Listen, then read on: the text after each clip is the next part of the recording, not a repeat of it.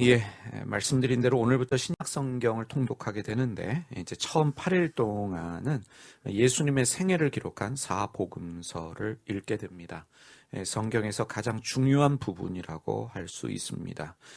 왜냐하면 우리 신앙의 중심이 예수님이기 때문입니다. 이 복음서에는 예수님의 생애뿐만 아니라 예수님의 말씀, 예수님의 설교가 기록되어져 있습니다. 예수님을 믿고 있는 우리에게 누구의 설교가 가장 중요하겠습니까? 예수님의 설교입니다. 무엇보다도 예수님의 말씀이 우리에게 중요합니다. 성경이 우리에게 가장 중요하고 가장 중요한 설교는 예수님의 설교입니다. 예수님을 제대로 믿으려면 예수님의 설교를 제대로 이해하는 일이 중요합니다. 예수님 닮는 삶을 살아가려면 예수님의 설교를 이해하고 그 예수님의 설교를 나의 삶의 최고의 가치로 삼아야 합니다. 다시 말하면 예수님의 설교가 신앙의 근본이 되어야 하고 중심이 되어야 합니다. 예수님이 사용하신 언어가 아람어입니다. 구약시대에 아람어는 국제 공용어로 사용되었지만 예수님 당시에는 유대인들의 평범한 일상의 언어였습니다. 대부분의 사람들이 아람어를 말했고 아람어로 기록했습니다. 이 히브리어가 그들의 고유 언어였지만 바벨론 포로기를 거치면서 자신들의 언어 히브리어를 잃어버렸고 아람어가 그들의 일상 언어가 되었습니다. 이 구약 성경이 히브리어와 아람어로 기록되어져 있는 반면에 신약 성경은 헬라어라고 말하는 그리스어로 기록되어져 있다는 것을 우리가 알아야 할 필요가 있습니다. 예수님 당시에 로마의 지배를 받고 있었기 때문에 로마의 언어인 라틴어도 사용되어졌지만 예수님 당시의 국제 공용어는 헬라어였습니다. 그래서 신약 성경은 예수님이 아람어로 설교하신 것을 헬라어로 번역해서 기록되어져 있습니다. 그러니까 예수님이 헬라어로 설교하신 것이 아니라 아람어로 설교하셨고 그 아람어로 하신 설교를 헬라어로 번역해서 이제 복음서로 기록되어져 있습니다. 예수님의 설교가 특정한 누군가를 위한 것이 아니라 모든 사람을 위한 것이기 때문에 이 당시의 국제 공용어인 헬라어로 번역되어져서 기록되어진 것입니다.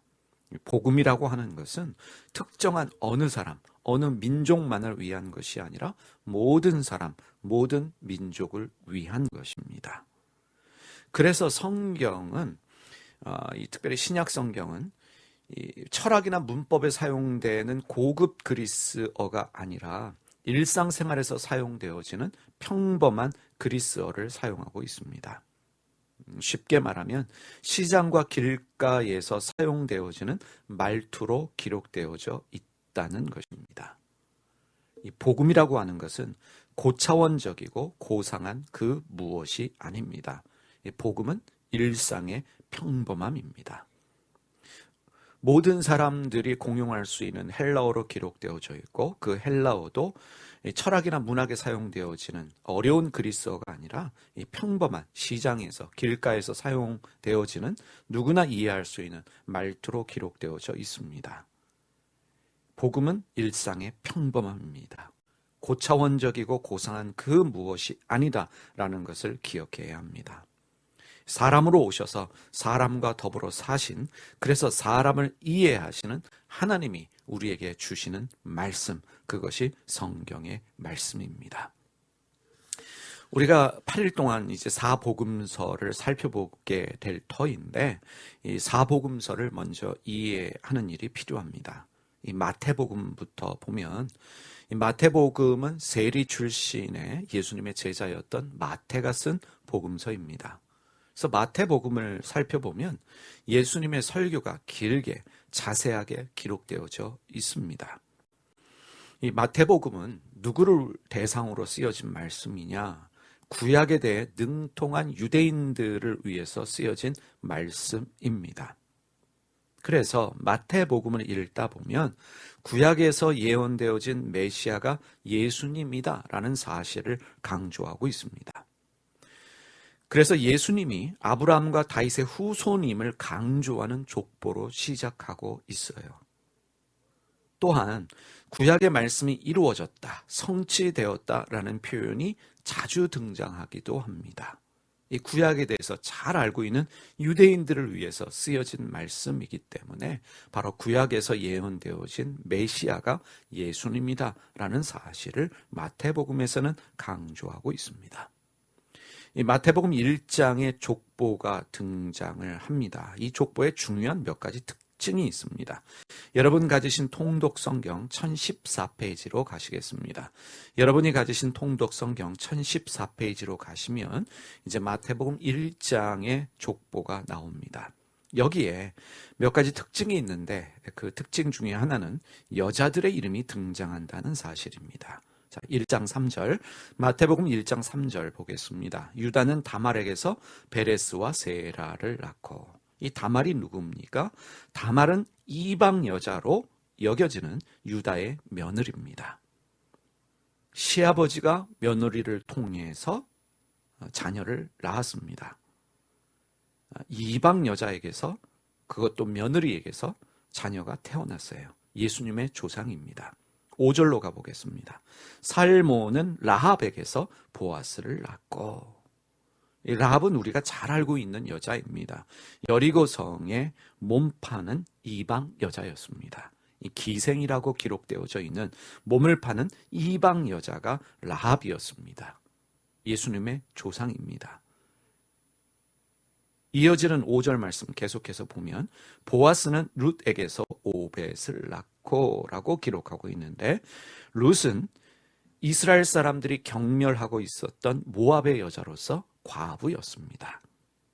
예수님의 조상입니다. 6절 말씀 보겠습니다.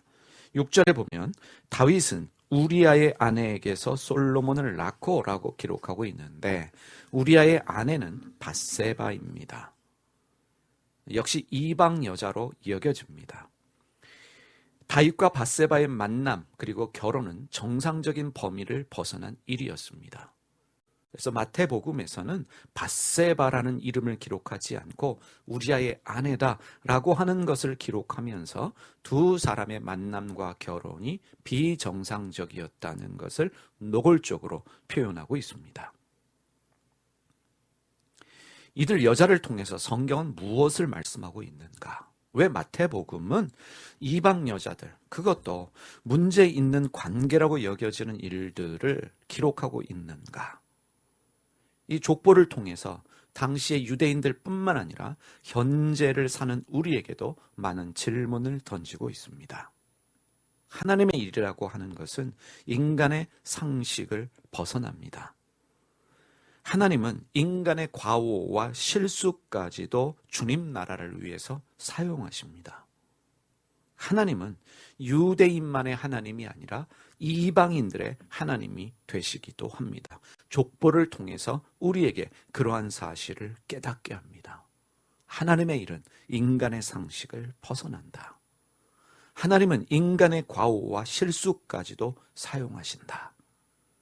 하나님은 유대인만의 하나님이 아니라 열방의 하나님, 이방인들의 하나님이 되시기도 한다라는 사실을 말씀하고 있습니다. 그래서 기록되어진 여자들이 다 이방의 여자들입니다. 1장 6절 말씀을 보시겠습니다.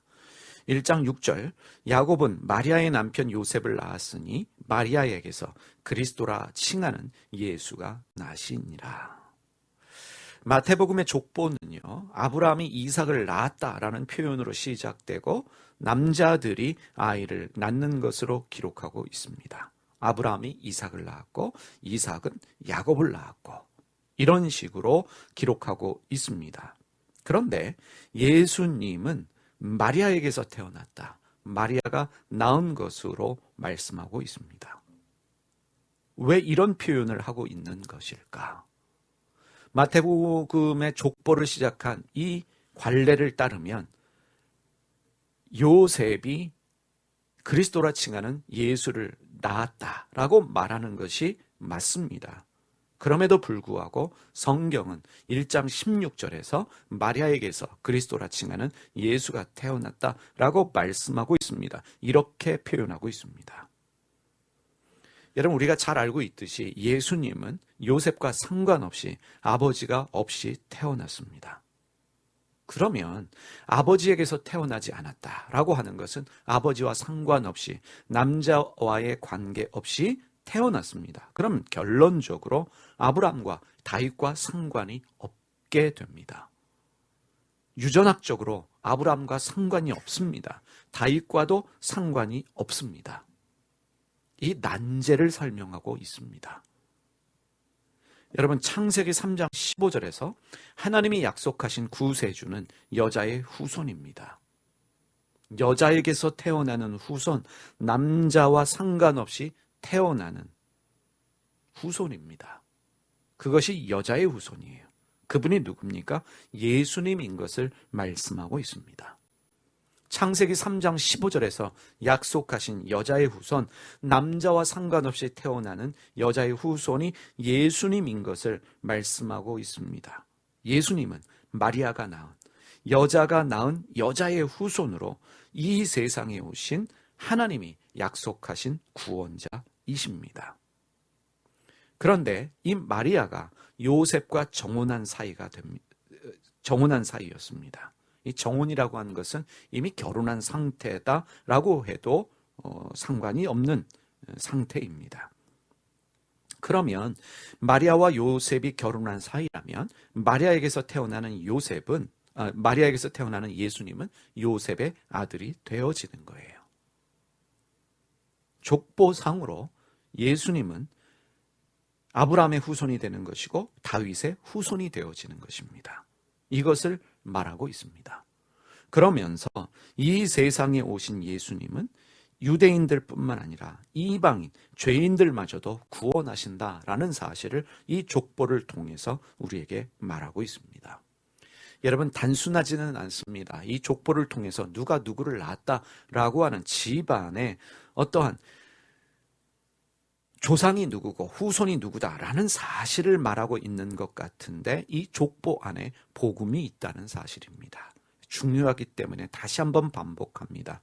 여자들의 이름이 기록되어 있습니다. 그들은 이방인이었습니다. 문제 있다라고 해도 과언이 아닐 정도로 인간의 과오와 실수를 말하고 있는 여자들입니다. 하나님의 일은 인간의 상식을 벗어난다. 하나님은 인간의 과오와 실수까지도 사용하신다. 하나님은 이방인들의 하나님이 되시기도 하신다. 그러면서 예수님이 마리아에게서 태어났다라는 사실을 통해서 창세기 3장 15절에 약속된 여자의 후손이 예수님인 것을 증명하면서 마리아가 요셉과 정혼한 사이이기 때문에 예수님은 아브라함과 다윗의 후손이 되어진다는 사실을 말씀하고 있습니다. 마태복음을 읽으시면서 이것을 염두에 두고 여러분이 읽고 묵상하시면 좋겠습니다. 자, 이제 마가복음은요. 마가복음은 그 대상이 로마 사람들과 이방인들을 위해 쓰여진 복음서입니다. 이 학계에서는 신학자들은 마가복음이 복음서 중에 제일 먼저 쓰여졌다라고 믿고 있습니다. 이 복음서 중에 제일 먼저 쓰여진 복음서가 마가복음이라고 여기고 있는데 이 마가복음을 쓴 마가는 누구인가? 이 부잣집의 아들이었습니다.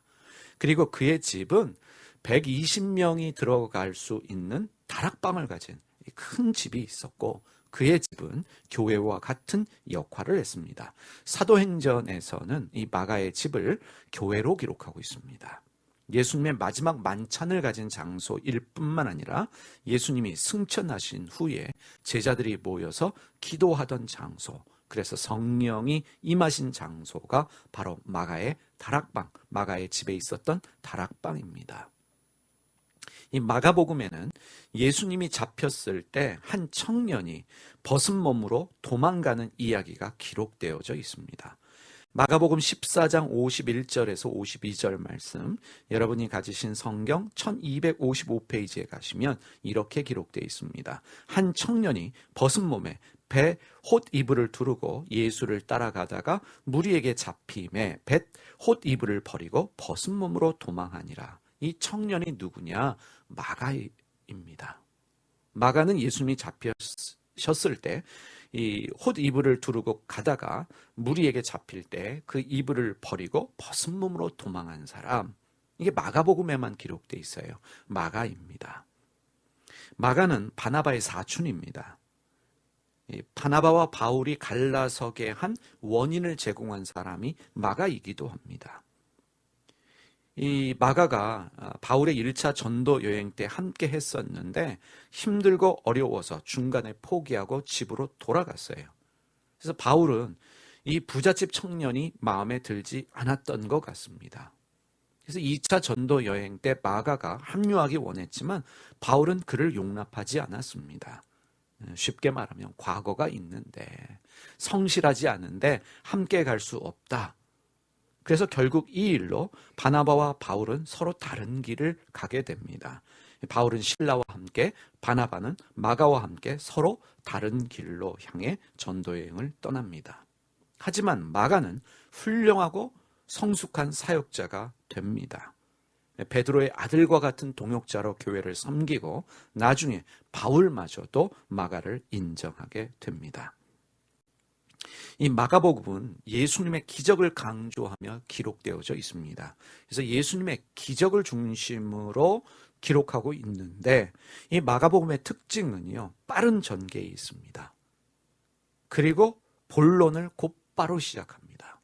서론이 없고 본론이 무엇이냐, 이 본론을 말하면서 빠른 전개로 예수님의 생애와 말씀, 그리고 무엇보다도 예수님의 기적을 증거하고 있습니다. 그리고 누가복음으로 이제 넘어가면, 누가복음은 의사인 누가에 의해서 기록되어진 복음서인데 이방인들을 위해서 기록된 말씀입니다. 누가는 이방인입니다. 이방 사람으로 이방인들을 위해서 복음서를 기록했습니다. 특별히 헬라 문화권의 사람들을 위해서, 이 그리스 문화권의 사람들을 위해서 기록한 말씀, 이것이 누가복음입니다. 그래서 누가복음에 보면 예수님의 어린 시절, 그리고 예수님의 감정적 표현을 잘 기록하고 있습니다. 이 가난하고 소외된 자들을 돌보시는 이방인들, 병든 사람들, 어린아이들을 돌보시는 예수님에 대한 말씀이 잘 기록되어 있습니다.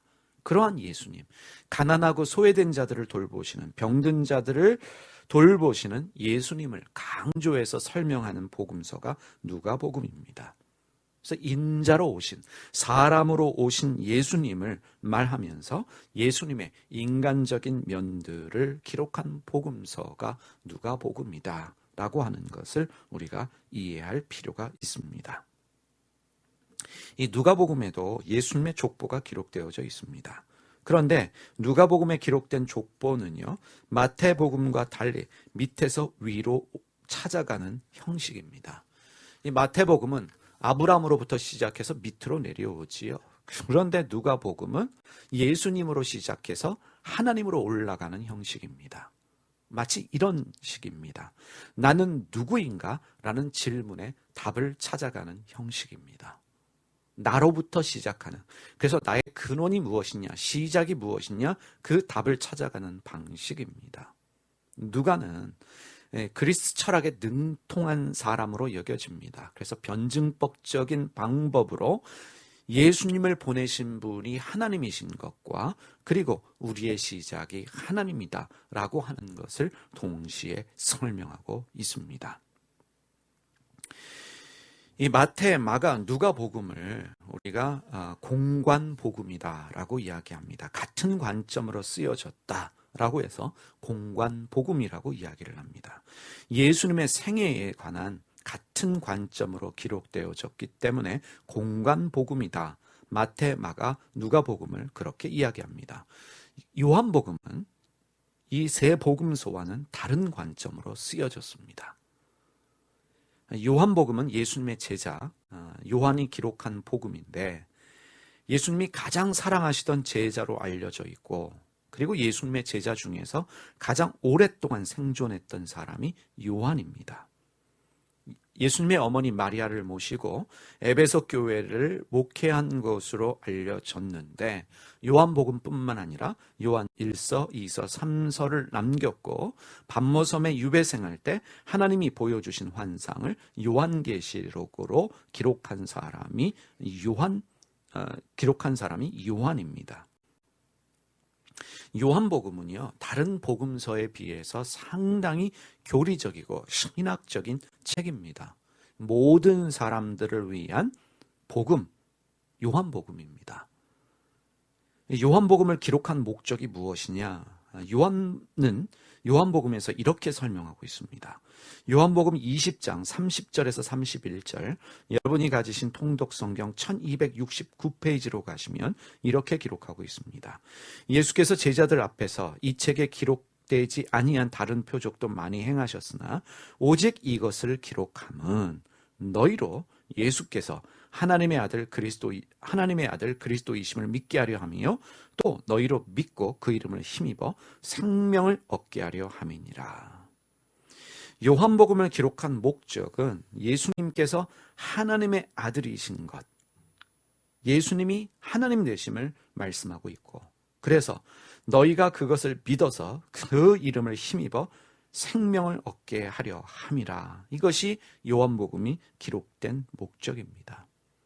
그래서 누가복음이 예수님의 인성을 강조하고 있다면 요한복음은 예수님의 신성을 강조하고 있습니다. 인간으로 오신 그분이 하나님이시다라는 사실을 강조하고 있어요. 그래서 요한복음은 이렇게 시작되고 있습니다. 요한복음 1장 1절에서 3절 말씀입니다. 여러분이 가지신 통독성경 1114페이지로 가시면 자, 요한복음 1장 1절에서 3절 말씀 제가 읽겠습니다. 태초에 말씀이 계시니라. 이 말씀이 하나님과 함께 계셨으니 이 말씀은 곧 하나님이시니라. 그가 태초에 하나님과 함께 계셨고 만물이 그로 말미암아 지은 바 되었으니 지은 것이 하나도 그가 없이는 된 것이 없느니라. 말씀으로 번역된 헬라어 로고스는 진리로도 번역되어지고 말씀으로도 번역되어지고 또 한자에서는 도로 번역되어지는 단어입니다. 로고스는 절대적인 그 무엇입니다. 절대적인 그 무엇, 그 로고스가 예수님이다라는 사실을 요한이 증거하고 있습니다.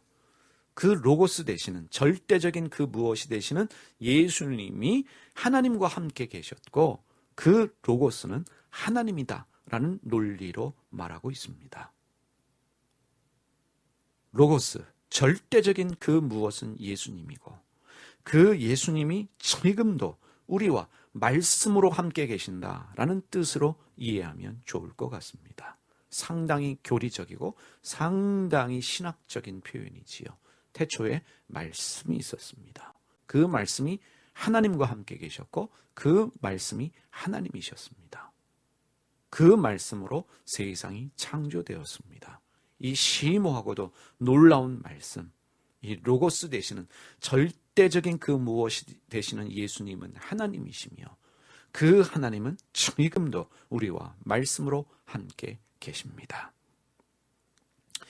우리가 이제 그 성경을 읽어가면서 우리가 중요한 게 하나 있습니다. 우리가 성경을 통해서 신앙을 배우고 성경을 통해서 우리의 믿음을 자라가게 해야 되는데 때로 우리는 들은 이야기로 신앙을 배우는 경우가 있습니다. 전해오는 이야기, 누군가가 한 이야기를 통해서 어떠한 책을 통해서 신앙을 배우는 경우가 종종 있습니다. 우리가 성경을 제대로 읽지 않고 제대로 배우지 않으면 내가 들은 이야기, 내가 읽은 어떤 책을 통해서 성경을 이해하는 오류를 범하게 됩니다. 성경을 통해서 신앙을 바로 배워야 합니다. 자, 그 예들을 좀 우리가 살펴보겠습니다. 이제 곧 성탄절입니다. 이제 얼마 안 있으면 성탄절이 되어지는데 예수님이 정말 12월 25일 날 태어나셨을까라고 하는 질문입니다. 4세기경부터 교회는 그렇게 믿고 성탄절을 지켰습니다. 12월 25일 예수님이 태어나신 날. 그래서 성탄절로 4세기경부터 교회가 지켜왔는데 이 12월 25일은 고대 이집트 사람들, 로마 사람들이 숭배하던 무적의 태양신 축제일입니다. 태양신 축제일이 12월 25일이기 때문에 성탄절은 그날을 대체한 날이다라고 말하기도 합니다. 정확한 것은 알 수 없습니다. 예수님이 언제 태어나셨는지 우리는 정확히 알 수 없고 이날이다라고 합의하면서 그 날을 예수님의 태어나신 날 성탄절로 지키고 있는 것입니다. 그런데 이제 성탄절이 되어지면 우리는 이렇게 말합니다. 예수님이 여관에 딸린 말구유에서 태어나셨다라고 믿고 있어요. 그렇게 말하고 있습니다. 그러면 예수님이 정말 여관에 있는 말구유에서 태어나셨을까? 누가복음 2장 7절 말씀을 보시기 바랍니다. 1118페이지입니다.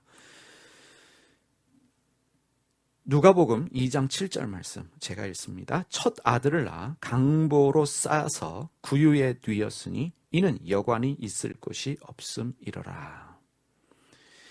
여관에 있을 곳이 없었기 때문에 아들을 낳아서 강보에 싸서 구유에 뉘었다라고 이야기합니다. 우리는 여관에 딸려 있는 이 구유, 가축들 있는 곳에 말구유에 예수님이 뉘어졌다라고 믿고 있는데 여러분 누가복음 2장 7절을 보시기 바랍니다. 말구유라는 표현이 없습니다. 성경 어디에도 말구유다라는 표현은 없어요. 여관에 머물 곳이 없었기 때문에 강보에 싸서 구유에 뉘었다라는 기록밖에 없습니다. 그런데 여러분 말이라고 하는 것은 당시의 군수 물자였기 때문에 일반인이 소유하기는 어렵습니다. 그리고 성지순례를 가면 이 베들레헴에 가면 예수님이 탄생하신 곳을 동굴로 소개하고 있습니다. 이 동굴을 예수님이 탄생하신 곳이다 라고 소개하고 있어요. 이 베들레헴에는 목자들이 쉼터로 활용하던 동굴이 많다고 합니다. 그래서 당시의 목자들이 밤이나 또는 비가 올 때 이 동굴로 양들을 데려가서 보호하기도 하고 또 자신들의 쉼터로 활용하던 장소가 바로 동굴입니다. 아마도 숙소를 찾지 못했던 여관에 머물 곳이 없었기 때문에 숙소를 찾지 못했던 요셉과 마리아가 동굴에서 아이를 출산했고 양들의 구유에 아이를 누인 것으로 이해가 되어집니다. 또 하나의 우리가 오해하고 있는 것이 있죠. 동방박사는 누구이며 동방박사는 몇 명인가라는 사실입니다. 동방박사가 누구인지는 정확하게 알 수가 없습니다. 그리고 몇 명인지도 알 수가 없어요. 성경은 몇 명이다 라고 말하지 않고 동방박사들이다 라고 말하고 있습니다. 이 세 명이다 라고 하는 추측은 선물이 3개였기 때문이에요. 그리고 또 하나 중세 십자군 전쟁 때 그들이 동방박사의 묘라고 여겨지는 곳에서 시신 3구를 가져다가 독일 쾰른에 있는 이 성당에다가 매장을 했습니다. 누군가가 말했어요. 이 무덤들이 동방박사들의 무덤이다. 그래서 그것을 가지고 와서 성당, 쾰른 성당에 안장을 했고 사람들이 동방박사는 3명이라고 믿었습니다. 성경은 3명이라 말하지를 않습니다. 선물이 3개였기 때문에 동방박사들도 3명이었을까? 알 수 없습니다. 그리고 또 하나, 이들이 예수님을 찾아왔을 때는 언제인가? 탄생 직후일까? 예수님이 태어나자마자 이들이 찾아왔는가라고 하는 문제입니다. 마태복음 2장 11절 말씀을 보겠습니다. 1119페이지입니다. 여러분이 가지신 성경 1119페이지를 보시면 자, 이렇게 기록합니다. 집에 들어가 아기와 그의 어머니 마리아가 함께 있는 것을 보고 엎드려 아기께 경배하고 보배압을 열어 황금과 유향과 모략을 예물로 드리니라. 이 동방 박사들이 예수님을 만나서 경배했던 장소가 여관이 아니라 집에 들어갔다라고 이야기합니다. 이 집은 거주하는 곳을 말합니다. 이미 집으로 옮겨서 그곳에 살고 있었습니다. 또 하나, 아기로 번역된 헬라어가 파이디온이라는 단어입니다. 이 파이디온이라는 단어는 어느 정도 자란 어린아이를 일컫는 말입니다. 파이디오는 어린아이입니다. 어린아이를 보고라는 뜻인데 이 젖먹이 어린아이를 뜻하는 헬라어는 네피오스라는 단어를 써요. 아직 엄마의 젖을 먹고 있는 아이 네피오스인데 2장 11절에 기록되어진 그 아기는 우리가 일반적으로 생각하는 젖먹는 어린아이가 아니라 어느 정도 자란 아이 파이디온이라는 사실이에요. 그러면 동방 박사들이 예수님을 찾아왔을 시기는 태어나고 어느 정도의 시간이 흘렀다는 뜻입니다. 그리고 헤롯이 나중에 아이들을 죽이라라고 말할 때 2살 밑에 아이를 죽이라라고 말하고 있어요. 이 동방 박사들에게 들은 정보를 바탕으로 해서 계산한 기준입니다. 이 말은 박사들은 별을 보고 최소 2년 동안 예수님을 찾아 헤맸다는 뜻입니다. 그래서 2살 밑에 아이들을 죽이라라고 말하는 것이에요. 물론 이런 이야기들이 중요하지 않을 수도 있습니다. 그런데 여러분, 성경을 제대로 읽고 이해하기 위해서 필요한 훈련들입니다. 내가 들은 이야기, 그래서 내가 믿는 어떠한 기준으로 성경을 보면 성경이 그렇게 보입니다. 여러분, 단순한 문제이지만 의문을 가지시기 바랍니다. 정말 예수님이 여관에 딸려있는 말 구유에서 태어나셨을까? 라고 하는 질문들. 동방 박사들은 언제 왔는가? 라고 하는 질문들. 예수님은 언제 정확하게 태어나셨을까? 라고 하는 질문들. 우리가 때로는 답을 찾을 수 없지만 성경을 제대로 읽으려는 마음, 성경을 통해서 답을 찾으려는 그러한 훈련들은 우리에게 필요합니다. 우리가 잘못 배워서 잘못 알고 있는 부분들이 의외로 많이 있다는 사실입니다.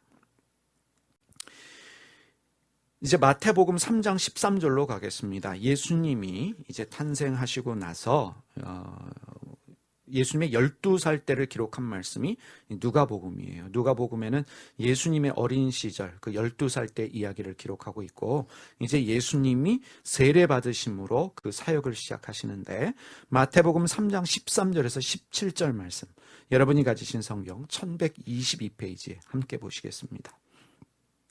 그때 예수께서 갈릴리로부터 요단강에 이르러 요한에게 세례를 받으려 하시니 요한이 말려 이르되 내가 당신에게서 세례를 받아야 할 터인데 당신이 내게로 오시나이까? 예수께서 대답하여 이르시되 이제 허락하라. 우리가 이와 같이 하여 모든 의를 이루는 것이 합당하니라 하시니 이에 요한이 허락하는지라. 예수께서 세례를 받으시고 곧 물에서 올라오실새 하늘이 열리고 하나님의 성령이 비둘기같이 내려 자기 위에 임하심을 보시더니 하늘로부터 소리가 있어 말씀하시되 이는 내 사랑하는 아들이요 내 기뻐하는 자라 하시니라. 예수님이 세례 요한에게 세례를 받으십니다. 예수님이 세례 받으실 필요가 있으실까요? 예수님은 세례 받으실 이유가 없었습니다. 죄가 없으시기 때문에 세례 받으실 이유가 전혀 없으십니다. 그래서 세례 요한도 세례 베푸는 일에 주저할 정도였습니다. 요한이 말하지요. 내가 당신에게서 세례를 받아야 할 터인데 당신이 내게로 오시나이까? 라고 주저했습니다.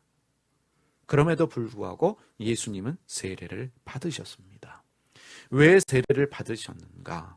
자기를 비워 종이 되신 예수님은 자신을 우리와 동일시 하시기 위해서 세례를 받으셨습니다. 죄가 없으신 분이 죄인 되시기로 작정하신 거예요. 다시 말하면 우리의 죄를 대신해서 죽으시기로, 죄인이 되셔서 죽으시기로 작정하신 것입니다. 그래서 세례 요한은 예수님을 향해 무엇이라고 말합니까? 세상 죄를 지고 가는 하나님의 어린 양이다 라고 말합니다. 우리와 동일시 하시기 위해서, 죄인된 우리와 하나 되시기 위해서, 죄가 없으신 분이 죄인이 되셔서 우리 죄를 위하여 죽으시기로 작정하신 그것이 바로 세례 사건입니다. 자, 이제 예수님이 광야에서 40일 금식하시고 마귀에게 시험 받으신 일을 살펴보겠습니다. 마태복음 4장 1절에서 2절입니다. 1124페이지입니다. 여러분이 가지신 통독 성경 1124페이지 마태복음 4장 1절과 2절입니다. 그때 예수께서 성령에게 이끌리어 마귀에게 시험을 받으러 광야로 가사 40일을 밤낮으로 금식하신 후에 줄이신지라. 예수님이 40일 동안 금식하셨고 광야에서 사탄에게 시험을 받으셨습니다. 누구에게 이끌리어? 성령에게 이끌리시어 광야로 가셨고, 그리고 40일을 금식하셨고 마귀에게 시험을 받으셨습니다. 먼저 이 40이라는 숫자에 주목합시다. 우리가 여러 번 살펴보았습니다. 40은 매우 상징적인 숫자입니다. 40은 자기의 옛사람이 죽는 완벽한 시간이에요. 여러분, 40이라고 하는 것은 자기 죽음의 시간이다 라고 해도 과언이 아닌 이 완벽을 뜻하는, 자기의 죽음을 뜻하는, 자기의 옛사람이 죽는 완벽한 시간이 40입니다. 모세는 40일 금식을 2번 했어요. 엘리야도 40일 금식을 했습니다. 이스라엘 백성들이 광야에서 40년의 시간을 보냅니다. 노아의 홍수도 40일 동안 비가 내렸습니다. 그런데 이 40일의 금식이 이루어진 장소는 공통적으로 광야입니다. 광야예요. 광야는 히브리어로 미드바르입니다. 광야는 미드바르예요. 미드바르는 무슨 뜻입니까? 신의 말씀이 들리는 곳이라는 뜻이에요. 하나님의 음성, 하나님의 말씀을 들려주시는 장소가 바로 미드바르입니다. 광야를 헬라어로는 에르모스라고 이야기합니다. 비워지는 장소라는 뜻이에요. 내가 비워져서, 다시 말하면 나의 옛사람이 죽어져서 주님의 말씀으로 채워지는 그곳이 광야입니다. 예수님이 광야에서 40일 금식 기도로 자기를 비우셨고 자기를 죽이셨습니다. 예수님은 하나님의 말씀으로 채워지셨고 그 말씀으로 마귀의 유혹을 이기셨어요. 여러분, 4장 1절과 2절 말씀을 한 번 더 묵상해 보시길 바랍니다. 성령께서 광야로 이끌고 가셨어요. 광야는 내가 비워지는 것이고 하나님 말씀으로 채워지는 곳입니다. 40일을 금식하셨습니다. 자기 죽음의 시간입니다. 자기 옛사람이 죽어지는 시간입니다. 광야에서 내가 죽어지고 내가 비워져서 하나님 말씀으로 채워졌어요. 그 말씀으로 마귀의 유혹을 이기셨습니다. 예수님은 우리에게 신앙의 본을 보여주셨고 신앙의 삶이 무엇인지를 우리로 하여금 깨닫게 하십니다. 여러분, 광야가 어디입니까? 우리가 살아가고 있는 우리 삶의 현장이 광야입니다. 오늘을 우리가 살아갑니다. 광야입니다. 내일 우리가 또 살아가야 합니다. 그 삶의 현장이 광야입니다. 그 광야에서 나의 옛사람이 죽고 비워져야 하고 말씀으로 채워져야 합니다. 하나님이 우리를 광야로 인도하시는 이유, 다시 말하면 광야를 허락하시는 이유가 바로 여기에 있습니다. 내가 죽고 비워지면 하나님의 말씀이 채워집니다. 주님의 말씀이 내게 들리기 시작합니다. 그 말씀으로 싸워 이기는 것이 신앙입니다. 말씀으로 세상과 싸워 이길 수 있습니다. 말씀으로 마귀와 싸워 이길 수 있습니다. 그것을 우리로 하여금 깨닫게 하시는 것이 바로 예수님의 광야의 금식 40일과 마귀에게 유혹받으신 그 일입니다. 다시 한번 말씀드립니다. 광야에서 비워지는 에르모스 되는 그 은혜가 있어야 합니다. 광야에서 주님의 말씀이 들려져야 합니다. 미드바르가 되어져야 합니다. 그 주님의 말씀으로 세상과 마귀와 싸워 이기는 것이 신앙의 삶입니다. 요한복음 3장 5절 말씀을 보겠습니다. 요한복음 3장 5절 말씀, 여러분이 가지신 성경 1126페이지입니다. 예수께서 대답하시되 진실로 진실로 내게 이르노니 사람이 물과 성령으로 나지 아니하면 하나님 나라에 들어갈 수 없느니라. 거듭남에 대해서 말씀하고 있습니다. 거듭난다라고 하는 것은 두 번 태어난다는 것을 뜻합니다. born again, 다시 태어난다는 것은 두 번 태어나는 거예요. 두 번 태어난다는 뜻은 어머니 몸에서 태어났지만 다시 한 번 또 태어난다는 뜻입니다. 물에서 나는 것은 어머니 몸에서 태어나는 것을 말하고요. 그리고 어머니 몸에서 태어났지만, 물에서 났지만 다시 한번 성령으로 태어나야 된다는 것입니다. 여러분, 성령으로 다시 태어나는 것은 무엇과 상관이 있는 것입니까? 무엇을 말씀합니까? 어머니 몸에서 태어났다는 것은 육으로 태어나는 것이고, 성령으로 다시 태어나는 것은 영으로 태어나는 것입니다. 쉽게 말하면 회개를 통해서 생각의 변화가 일어나서 삶의 변화가 일어나는 사람이에요. 세례 요한도 예수님도 회개하라라고 외쳤습니다. 회개는 생각을 변화시켜라, 생각을 바꾸어라 라는 뜻입니다. 그 생각의 변화를 통한 삶의 변화가 일어나는 삶이 회개인데, 바로 이것이 성령으로 다시 태어나는 것이에요.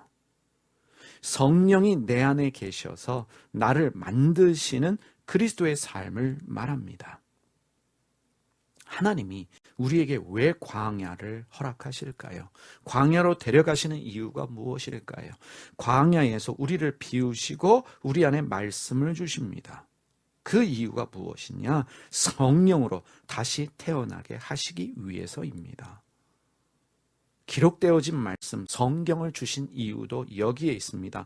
성령으로 다시 태어나는 그 삶, 생각의 변화가 일어나서 삶의 변화가 일어나는 이 회개의 삶을 위해서 우리에게 말씀을 주셨고, 그리고 우리에게 성령을 주셨습니다. 성령이 우리 안에 내주하시는 이유입니다. 여러분, 어렵게 생각하지 마시길 바랍니다. 어머니 몸에서 태어났습니다. 첫 번째 태어남입니다. 하나님을 믿기 시작합니다. 예수를 주로 믿고 성경을 읽고 은혜 받으면서 삶이 변화되어지는 회개의 삶을 살기 시작합니다. 성령으로 태어나는 삶입니다. 이것이 물과 성령으로 다시 태어나는 것이다. 여러분이 이해하시면 되겠습니다. 요한복음 4장 24절 말씀 보겠습니다. 1129페이지 요한복음 4장 24절, 하나님은 영이시니 예배하는 자가 영과 진리로 예배할지니라. 하나님은 영이시니, 사마리아 여자에게 하신 말씀이지요. 우리가 구약을 순서적으로 살피며 여기까지 왔습니다. 이스라엘이 남과 북으로 갈려지죠. 남유다, 북이스라엘로 갈라지는데, 이 북이스라엘은 베델과 단에 금송아지를 만들어 놓고 그것을 하나님으로 믿으면서 예배했습니다. 남유다는 예루살렘 성전을 중심으로 하나님께 예배를 드렸어요. 서로가 주장합니다. 우리가 정통이다. 우리의 예배 장소, 우리의 예배 방법이 맞다. 이것이 정통이다 라고 서로 주장했지요. 그런데 북이스라엘도 망했습니다. 자신들의 제단이 무너졌어요. 남유다의 솔로몬 성전도 무너졌고, 이 성전에 반드시 있어야 되는 언약궤도 사라졌습니다. 하나님이 이제 어디에 계십니까? 하나님은 영으로 우리 안에 계십니다. 하나님은 영이십니다. 영으로 우리 안에 계셔요. 그래서 우리가 성전입니다. 우리에게 기록되어진 말씀도 주셨어요. 기록되어진 말씀이 하나님이십니다. 예배는 내 안에 계신 성령님을 믿으면서 말씀으로 살아가는 삶입니다. 여러분, 영과 진리로 예배하라. 이것이 하나님이 원하시는 예배, 찾으시는 예배. 다시 말하면 하나님이 우리에게 주신 예배는 영과 진리의 예배입니다. 왜냐하면 하나님이 영이시기 때문이에요. 여러분, 예배를 뜻하는 히브리어가 아바드입니다. 아바드는 삶에서의 노동을 포함하는 이야기입니다. 영어로는 서비스이지요. 교회에서 예배하는 것도 아바드이고 우리가 삶의 현장에서 노동하는 것도 아바드입니다. 이제는 성전이라고 하는 건물이 아닌 내 삶으로 예배하는 삶을 살아가야 합니다. 그것이 영과 진리로 예배하는 것입니다. 영의 예배는 무엇입니까? 다른 게 아닙니다. 하나님의 영이 내 안에 계셔요. 성령이 내 안에 계심으로 말미암아 내가 하나님의 성전이 되었습니다. 내 삶을 가지고 말씀으로 하나님을 예배하는 것입니다. 이것이 아바드의 삶, 예배의 삶입니다. 하나님은 성전에 계시지 않고 내 안에 영으로 함께 하십니다. 그래서 우리는 영과 진리로 예배해야 합니다. 이제 마지막으로 누가복음 5장 4절 말씀 보겠습니다. 누가복음 5장 4절 말씀, 여러분들이 가지신 통독 성경 1132페이지입니다. 특별히 복음서를 우리가 살펴보면서 좀 이 부분은 반드시 알았으면 좋겠다라고 하는 부분이나 난제라고 여기는 부분들을 설명하면서 우리가 통독 성경 읽고 가도록 하겠습니다. 누가복음 5장 4절 말씀을 마치시고 시몬에게 이르시되 깊은 데로 가서 그물을 내려 고기를 잡으라. 이 부분에 깊은 데로 가서, 여기에 여러분들이 밑줄을 쳐두셨으면 좋겠습니다. 깊은 데로 가서. 밤새 고기를 잡지 못한 베드로에게 예수님이 말씀하셨어요. 깊은 데로 가서 그물을 내려 고기를 잡으라. 먼저 가서라는 부분에 우리가 이해가 좀 필요합니다. 깊은 데를 이해하기 전에 먼저 가서라는 표현인데, 이 가서라고 하는 이 헬라어 동사가 에파나고라는 단어입니다. 에파나고라고 하는 이 헬라어 동사의 뜻은 깊은 데로 가기 위해 여기를 떠나라라는 말입니다. 다시 말하면 이런 뜻이에요. 그동안의 습관에서, 반복되는 습관에서 벗어나라는 뜻입니다.